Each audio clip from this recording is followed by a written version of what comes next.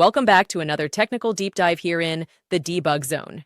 Today we're tackling a big question and breaking it down with insights from other users.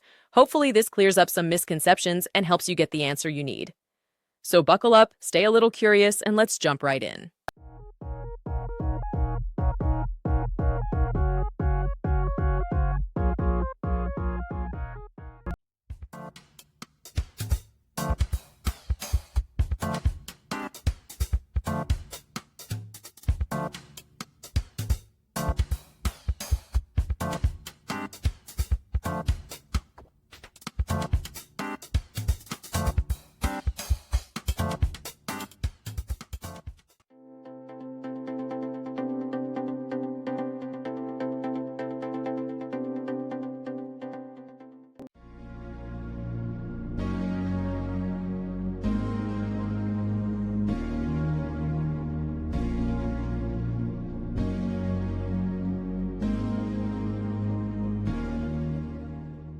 And that's a wrap.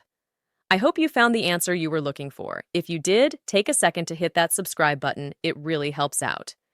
And let me know in the comments which solution worked best for you. See you next time in the debug zone.